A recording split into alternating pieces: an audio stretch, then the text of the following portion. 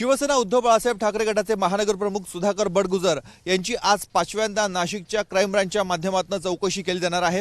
गेल्या 4 चौकशीमध्ये त्यांच्यावर प्रश्नांची सरबत्ती करण्यात आली। काही प्रश्नांची उत्तरं त्यांनी दिली, काही प्रश्नांची त्रोटक उत्तरं दिली, तर काही प्रश्नांची उत्तरं देण्यामध्ये असमर्थता दर्शवली। त्यामुळे कायदेशीर सल्लागाराची त्यांना गरज असल्याचं त्यांनी पोलीस आयुक्तांना सांगितलं। त्यानुसार आज ते एका वकिलासोबत इथे येण्याची शक्यता आहे। मात्र त्या वकिलासोबत त्यांच्यावर प्रश्नांची सरबत्ती केली जाणार का, त्या प्रश्नांच्या उत्तरामध्ये वकिलाचा सहभाग असणार का, हे बघणं अत्यंत महत्त्वाचं आहे।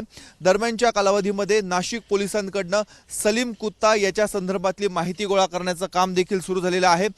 जो पार्टीचा व्हिडिओ सध्या व्हायरल होत आहे त्या व्हिडिओमध्ये कोण कोण दिसते अशा जवळपास 15 जणांची चौकशी आतापर्यंत करण्यात आलेली आहे।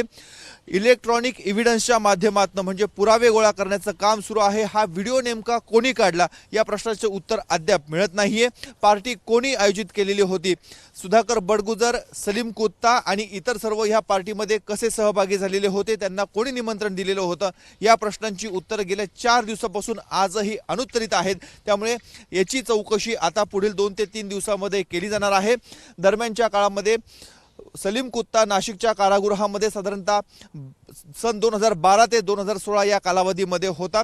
नितेश राणे यांनी ज्या पद्धतीने विधिमंडळामध्ये माहिती सांगितली होती त्याप्रमाणे पॅरोलवर असताना जेलमध्ये जाता जाता आदल्या दिवशी त्याने अशा स्वरूपाच्या पार्टी केलेली होती। पार्टीमध्ये तो सहभागी झालेला होता।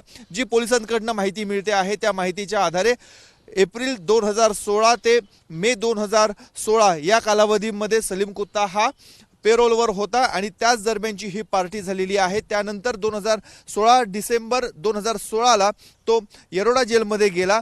त्यानंतर त्याला अद्यापर्यंत पेरोल मिळालेला नाहीये। नाशिकमधला हा त्याचा पेरोल हा शेवटचा होता, त्यामुळे या कालावधीमध्ये त्याची पार्टी झालेली आहे असे अनेक माहिती ही आता उघडकीस येत आहे। आता ह्या संपूर्ण माहिती संकलित करण्याचं काम नाशिक पोलिसांच्या माध्यमातून केले जाते। पोलीस आयुक्त, उपायुक्त, एसीपी आणि पोलीस निरीक्षक यांच्या माध्यमातून ही चौकशी केली जाते। पुढील 4 ते 5 दिवसांमध्ये चौकशी पूर्ण झाल्यावर हा अहवाल शासनाला पाठवला जाणार आहे।